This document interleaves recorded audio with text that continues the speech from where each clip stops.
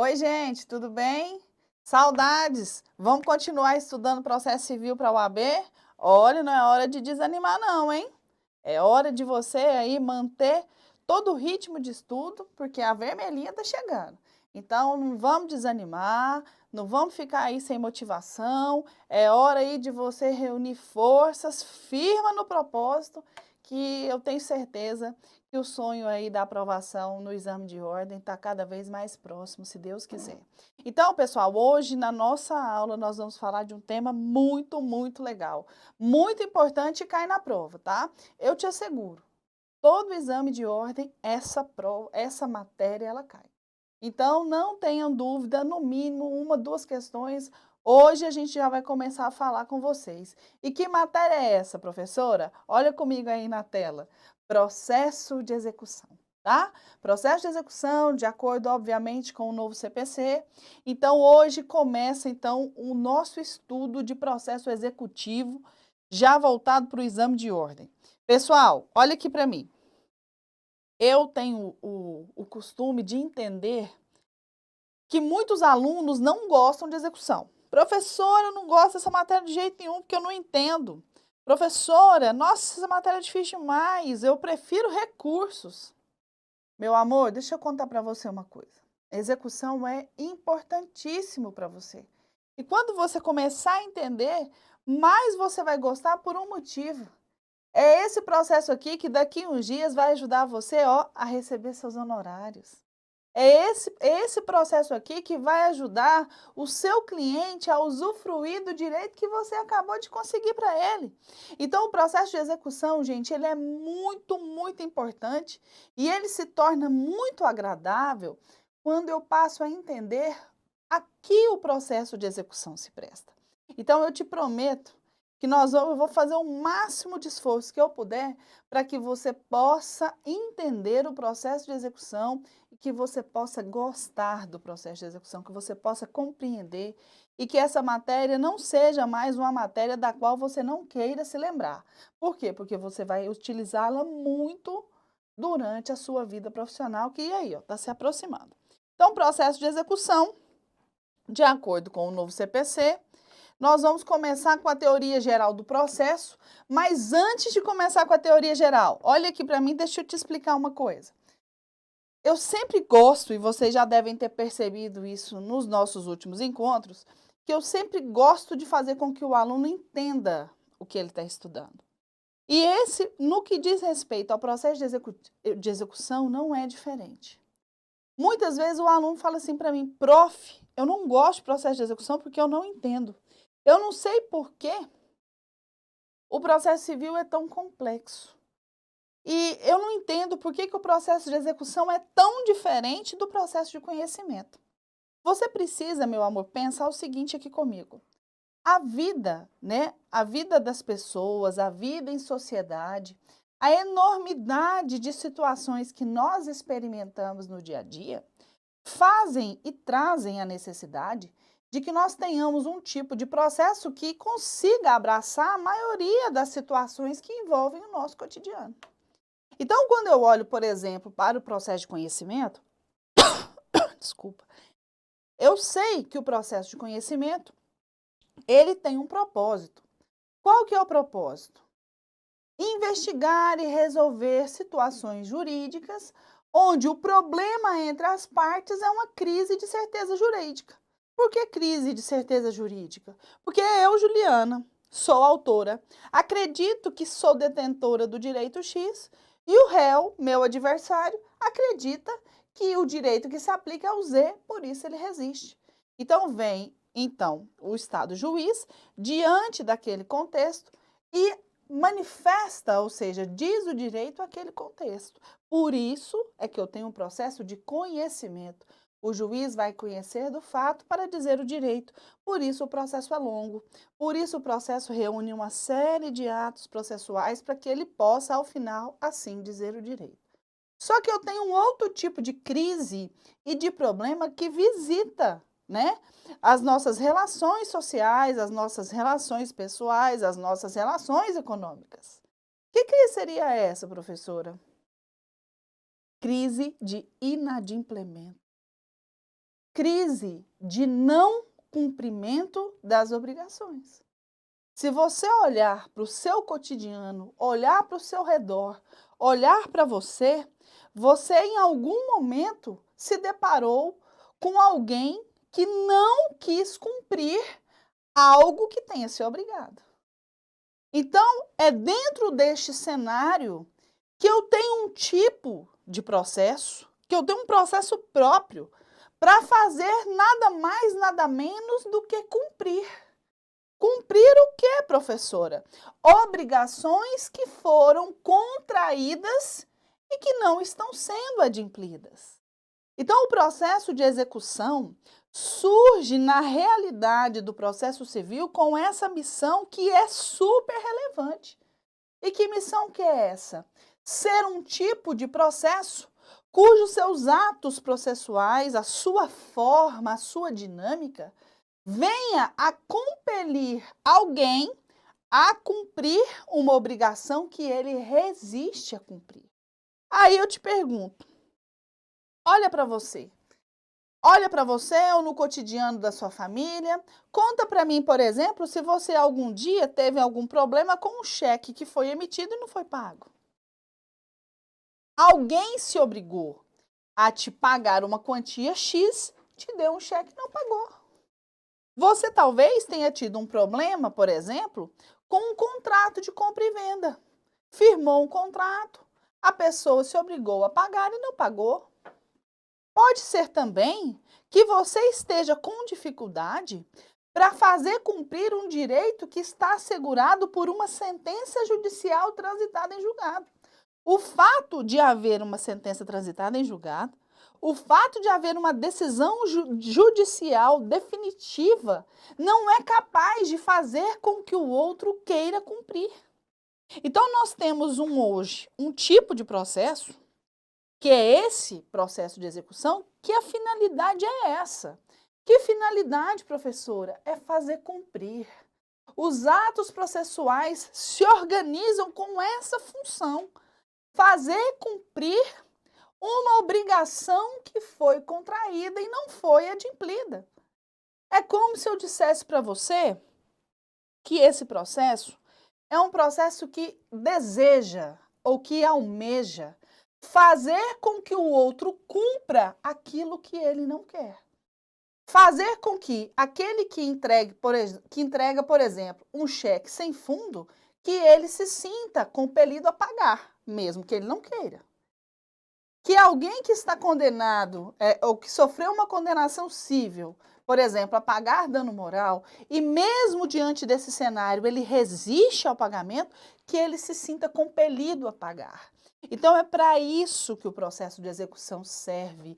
Ele é um processo que resolve uma crise. A crise geral que a execução resolve é de inadimplemento, é de inadimplência.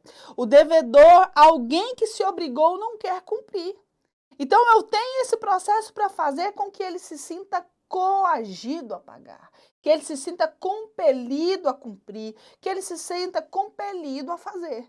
Por isso que ele é importante. Por que ele é importante na regra geral? É porque o processo de execução é ele que vai garantir, caso haja resistência, ou seja, caso a parte de fato não queira cumprir, é ele que vai garantir para você mecanismos para que você consiga satisfazer o direito, usufruir do direito, fazer com que o outro cumpra a parte que lhe obriga. Então, é através do processo de execução, por exemplo, que alguém que sofreu uma condenação civil no importe de R$10.000 para reparar alguém. É através do processo de execução que esse direito que está ali consagrado nessa sentença, que ele possa ser usufruído. E como é que eu vou usufruir, prof? É porque, para mim, não basta tão somente ter o direito transcrito na sentença. Mais importante, tanto quanto a sentença, é ter a oportunidade de usufruir. Então, além de ter a sentença, eu quero usufruir do direito que aquela sentença me assiste. E como é que eu vou usufruir disso? Quero R$10.000 onde? Lá na minha conta para eu gastar. Se possível, para eu viajar quando essa pandemia acabar. né? Principalmente para eu torrar, assim, para eu ir lá para as Ilhas Maldivas, que é meu sonho, né? Eu falo isso na minha sala de aula. Já que é para sonhar, eu quero sonhar grande. Então, se for para eu ganhar um dinheiro e receber, eu quero ir lá para as Maldivas. É claro. Enfim, então vocês entenderam o que eu quis dizer? Então, o processo de execução, ele tem essa função precípua, marcante. E o que ele então quer dizer? Processo que nos permite satisfação do direito. É através do processo de execução que eu vou usar todos os mecanismos do processo para fazer com que aquele que resiste ao cumprimento de uma obrigação, que ele se sinta, então, compelido a cumprir e eu possa, então, ter o meu direito satisfeito. Entendido? Belezinha? Podemos seguir? Só que, pessoal, ainda tem uma consideração muito importante que eu quero que vocês prestem atenção, porque esse aviso vai seguir vocês para o resto da vida, em especial para a prova. Então, presta atenção nessa ligação que eu vou fazer agora, e você vai anotar no seu caderno assim que eu começar a fazê-lo aqui no quadro, porque essa consideração é super importante. Primeiro, para você entender como a execução se desenvolve. Segundo, para você resolver as questões da prova. Geralmente, nós já sabemos, assim, pelo uso, né, pelo acompanhamento dos exames, como é que as questões que versam sobre a execução, elas são cobradas. Então, existem situações que você precisa entender para responder as questões da prova. Então, a partir de agora, presta muita atenção, anota o que eu vou te dizer, o que eu vou anotar aqui no quadro, porque isso aqui você precisa saber para fazer sua prova.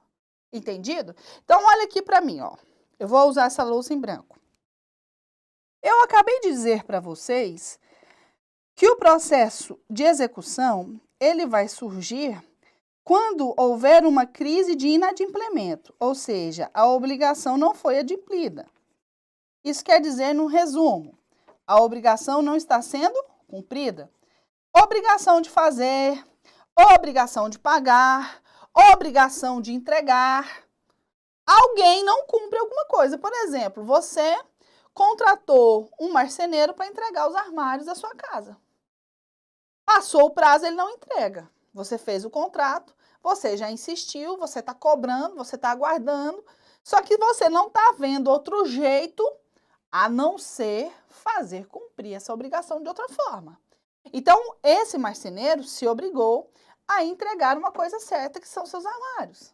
Então, nós podemos, a depender do documento, entrar com ação de execução para fazer cumprir. Mas então, o que eu quero que vocês entendam?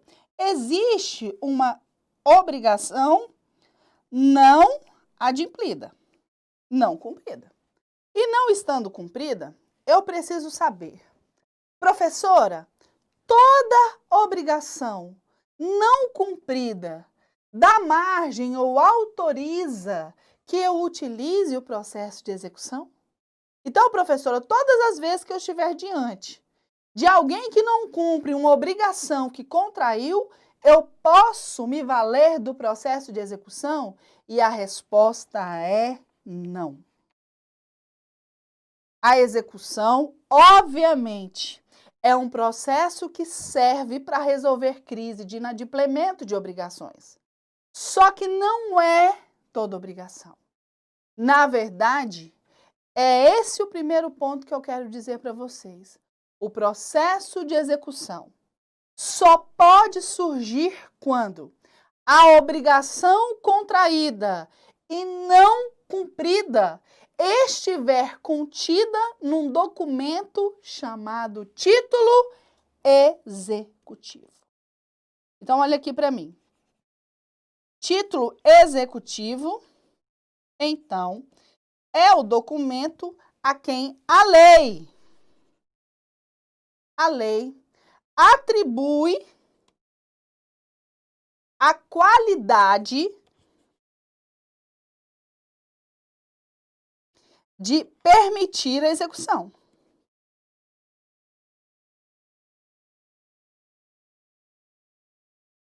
Professora, então deixa eu entender aqui. Uma pessoa está devendo para mim, eu obrigo essa pessoa a fazer aqui um termo na mão, pegando um papel de pão, ele admite que me deve. Eu pergunto à senhora, esse documento aqui, eu posso ajuizar uma execução? Porque ele admite que me deve e que não pagou. E aí eu vou te dizer que não. A execução é um processo, como eu já disse, que serve para resolver uma crise de inadimplência, ou seja, uma obrigação não cumprida, mas essa obrigação tem que estar contida num documento chamado título executivo. E o que é esse título executivo? É o documento que a lei, preste atenção, a lei atribui a qualidade de poder instruir uma ação de execução. Então, não é qualquer obrigação não cumprida que pode dar ensejo ao processo executivo. Eu preciso que essa obrigação esteja contida num documento chamado título executivo. E, professora, como é que eu sei que um documento é título executivo? Eu acabei de te falar, meu bem. Título executivo é o documento que é o efeito que a lei atribui. Então, para um documento ser considerado título, ele tem que estar na lei. Professora, onde é que eu acho esses artigos? E aí você vai anotar aí para mim, ó. Artigo 515. Artigo 784. Olha aí para mim no seu vadimeco, você que me acompanha com o vadimeco, porque sabe, processo civil tem que estar com o vadimeco na mão, o CPC tem que estar junto. Artigo 515, ele vai falar assim para você, são títulos executivos judiciais. E vai estabelecer um rol. Aí você se remete ao artigo 784 e vai verificar que lá no 784, ele vai falar assim para você, são títulos executivos extrajudiciais. Então, para saber se o seu documento é um título executivo, a primeira coisa que você precisa saber é se ele está contido onde? Lá no artigo 515 ou no 784. Professora, o documento que eu tenho é inédito. Não está em nenhum nem outro. Mas é um documento que configura uma obrigação que ele admite que contraiu e não pagou. Posso ajuizar uma ação de execução? Não, porque o documento não é um título executivo. Para que eu possa ajuizar o processo de execução, a minha obrigação tem que estar contida no título. Se não estiver contida no título, eu posso ajuizar uma ação de cobrança, mas a execução eu não posso. Professora, mas por que o Código fez isso? Professora, por que qualquer documento não é capaz, por exemplo, de dar início à ação de execução? Vou te falar por quê. A ação de execução, gente, o processo executivo, ele é grave. Ele é um processo com consequências graves. Então, o código, ele resguarda para que eu utilize esse processo tão somente quando o documento for passível de credibilidade. Não é qualquer documento que pode dar asa à execução. Por isso que o código, de forma muito elegante, ele elege os documentos que podem dar início à execução, partindo do pressuposto da credibilidade do documento. Não é qualquer coisa, entendeu? É por isso. Aí você pode me perguntar, prof, mas por que o processo de execução é grave? Não entendo nada de grave. Eu entendo. Sabe por que o processo executivo é grave?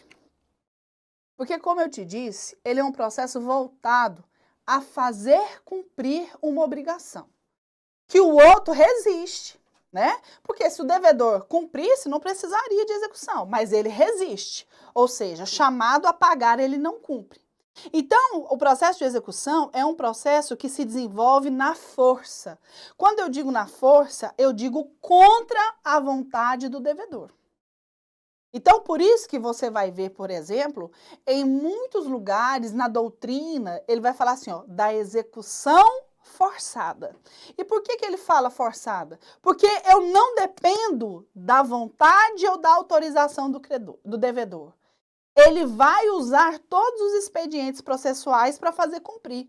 Professora, mas como assim? Quer ver um exemplo?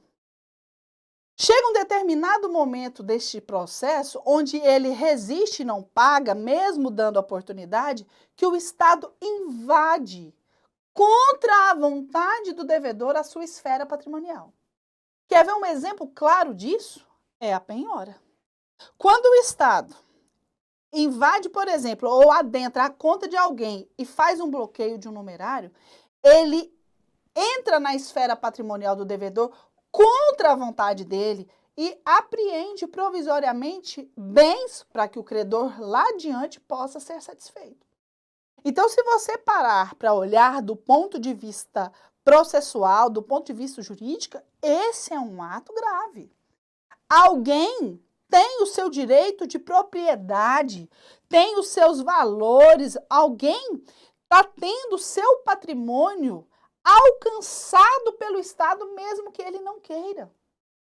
Então, o Estado não pergunta, dá licencinha, deixa eu penhorar o dinheiro na sua conta. Quando você vê, já penhorou. Por isso que o processo de execução é grave. Por que ele é grave? Porque ele ocorre contra a vontade do devedor. Não confunda contra a vontade ou contra a ciência do devedor.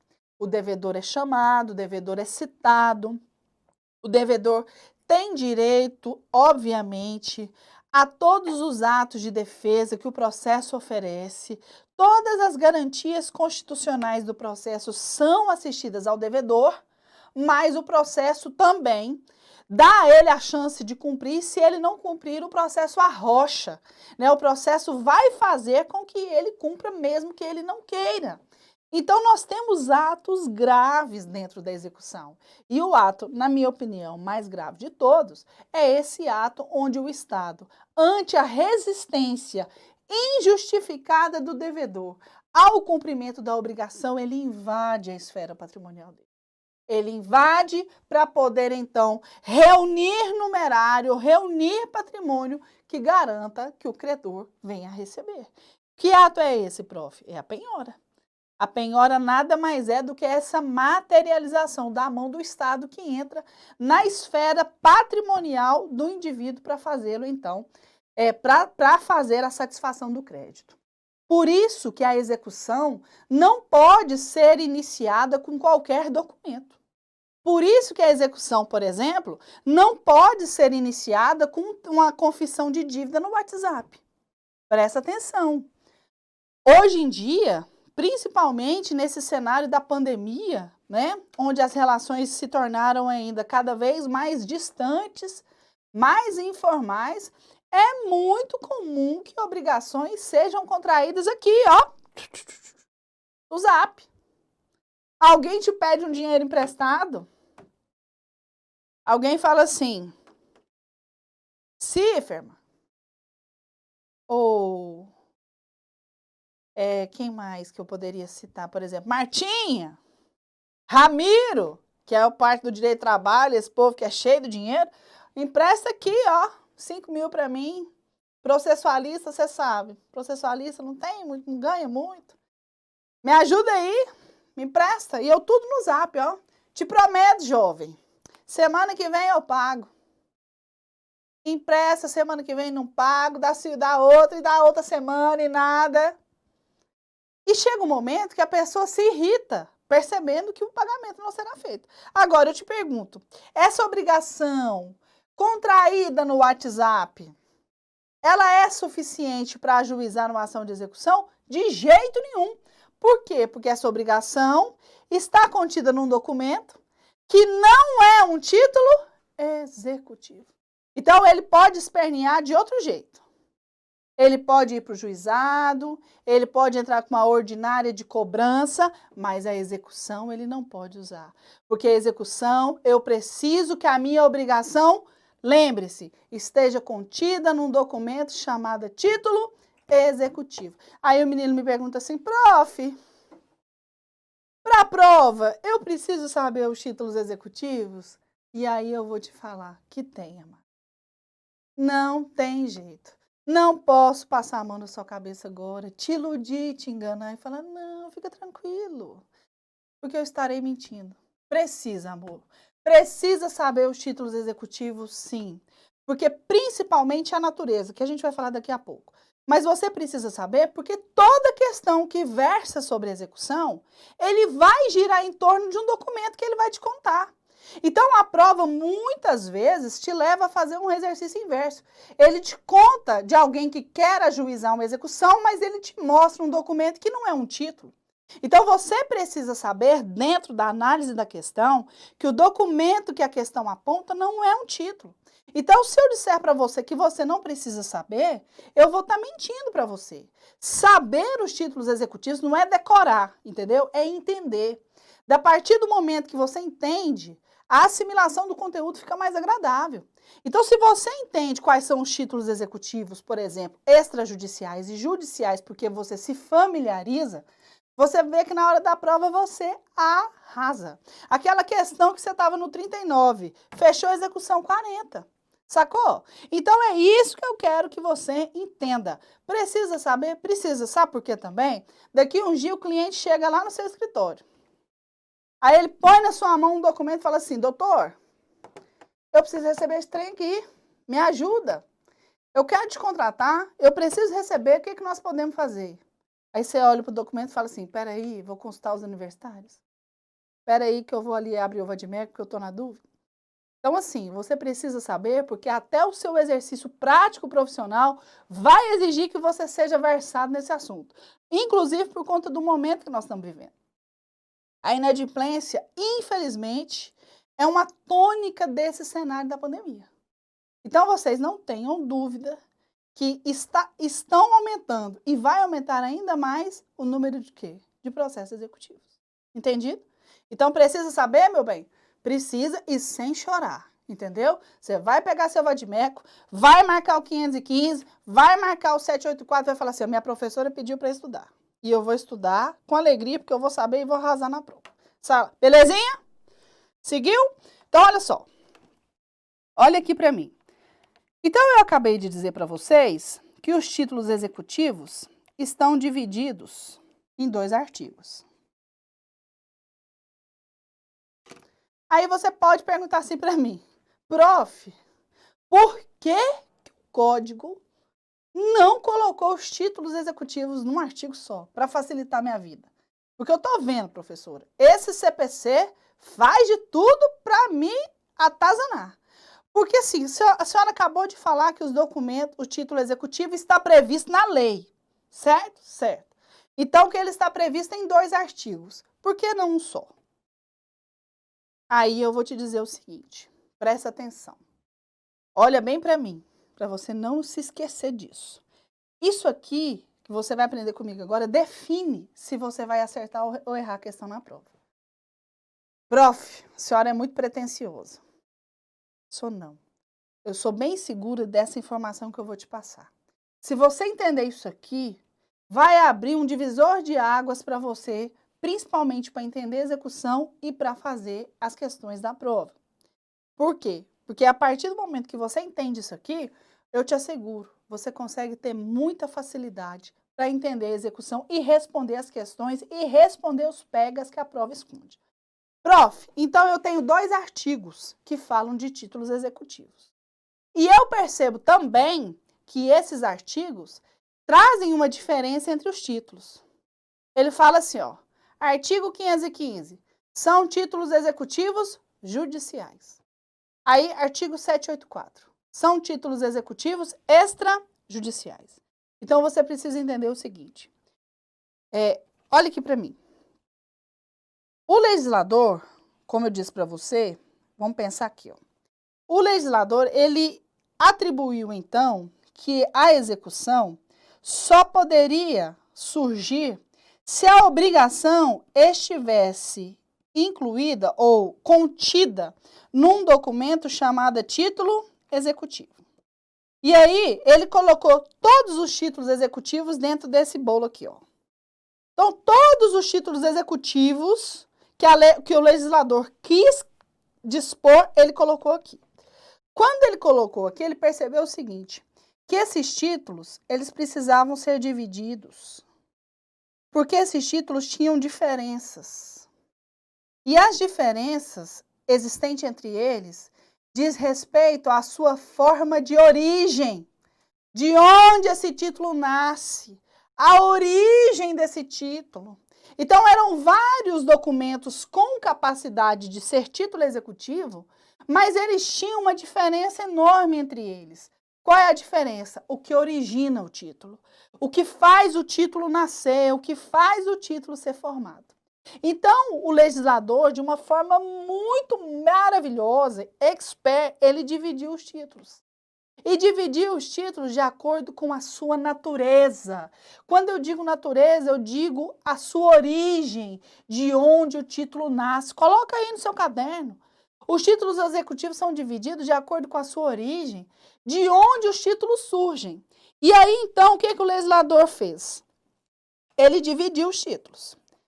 E falou assim, ó, de um lado, eu terei os títulos executivos, eu vou abreviar aqui, que eu vou chamar de títulos executivos judiciais. E dentro desse título executivo judicial, desse gênero, eu vou reunir todos os títulos que vão nascer de processo. A origem, o nascimento desses títulos são títulos que nascem de relação processual. São títulos que surgem dentro de uma relação processual. Prof, não entendo isso de jeito nenhum. Entende sim, sabe como?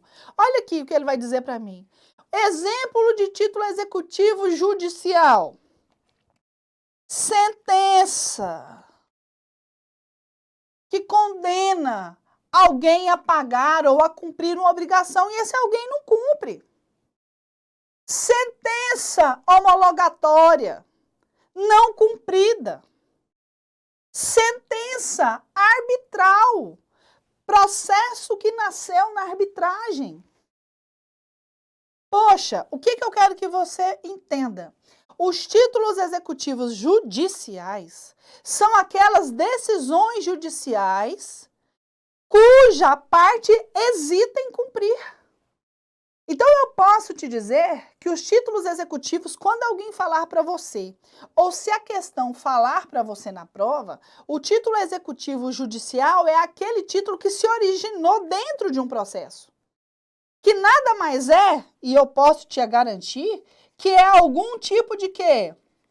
De decisão. De decisão que não está sendo cumprida. Gente, o ideal no mundo seria que, diante de uma sentença transitada em julgado, qual o comportamento que o devedor adotasse? No melhor dos mundos, o devedor teria que fazer o quê? Cumprir espontaneamente, não seria isso? É uma questão de valor moral. Mas nós sabemos que, infelizmente, não é assim. Infelizmente, por conta, inclusive, de uma questão muitas vezes cultural que influencia muito, qual é o comportamento que eles adotam? Tô nem aí. É sentença? Tô nem aí. Devo, não nego, pago se eu tiver afim. Então, infelizmente, esse é o norte que muitas vezes as pessoas têm. E isso tá certo? Tá certo não. Então, por que existe um título executivo judicial? Porque eu te asseguro, existem decisões que podem ser sentenças, decisões interlocutórias, a própria sentença arbitral, que não são cumpridas. Mas elas nascem de onde? Nascem de processo. Entendendo? Então, o artigo 515 do CPC reserva os títulos executivos judiciais. Por que são judiciais, professor? Agora eu entendi. São decisões, são sentenças, decisões interlocutórias, tomadas em processo e que não estão sendo cumpridas e que eu preciso fazer cumprir. Entendido? Por isso que o nome do título é judicial. Do outro lado, eu tenho outros títulos. Só que a natureza da origem é outra. A origem é outra. Eles nascem, títulos que nascem das minhas relações econômicas. das minhas relações sociais, empresariais. Prof, como assim? Documentos que possuem credibilidade, ou seja, possuem legitimidade, inclusive na emissão. Lembra daqueles danados do títulos de crédito? Documentos com solenidade na emissão, solenidade na cártula, por exemplo. Então, existem documentos que vão consubstanciar obrigações que estão sendo cumpridas, mas que não nascem de processo, nascem das minhas relações econômicas. Por exemplo, quer ver um exemplo clássico? É o bonitão. Qual bonitão? É o cheque. O cheque é um documento solene. É um documento solene que esboça uma obrigação. Qual a obrigação? De pagar uma quantia certa. De pagar aquela quantia. Então, a lei, do outro lado, pegou os títulos e reuniu no artigo 784 os documentos a que eles chamam de títulos executivos extrajudiciais. O que é um título executivo extrajudicial, professora? Primeiro, ele não nasce de processo, mas ele nasce das minhas relações econômicas, das minhas relações comerciais. Eu preciso de processo para emitir cheque? Eu preciso de alguém aí para me autorizar? Basta o banco me dar um talão para você ver o estrago. Entendido? Eu emiti um cheque. A partir daquele momento, o cheque, ele configura automaticamente a obrigação que eu contraí. Qual a obrigação que eu contraí? Pagar quantia certa. Entendido?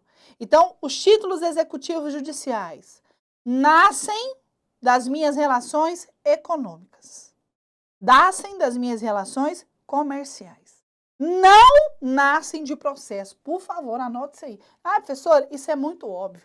Anota, que depois você vai entender por que eu estou pedindo isso. Não nasce de processo. Nasce pela livre espontaneidade do devedor. É ele que emite, é ele que assume a obrigação de forma espontânea. Só para encerrar esse bloco, para ficar bem entendido. Os títulos executivos são um instrumento que autorizam a ação de execução. A obrigação tem que estar contida num documento chamado título executivo. Os títulos executivos estão taxativamente previstos na lei. Então, você não pode olhar um documento e falar assim, estou achando que ele é um título. Você não pode achar. Somente a lei pode dar ao documento essa qualidade. Professor, mas esse documento parece demais um título. Se ele não estiver na lei, ele não é título. Entendido? Ele pode até ser um documento muito forte para poder demonstrar a existência de uma obrigação não cumprida, mas ele não é título executivo. Quem é que atribui a um documento a qualidade de ser título executivo? Somente a lei. Por isso que você vai colocar para mim. Os títulos executivos estão no rol taxativo do 515, estão no rol taxativo do 784. Existe legislação extravagante que fala de outros títulos? Existe, mas nós não vamos falar disso agora. O que eu quero que você entenda para a prova? O rol do 515, o rol do 784 é um rol taxativo. Fora disso, não é título. Não sendo título, não pode instruir a ação de execução. Entendido? Então, te espero no próximo bloco. Não me deixa sozinho, estou te esperando.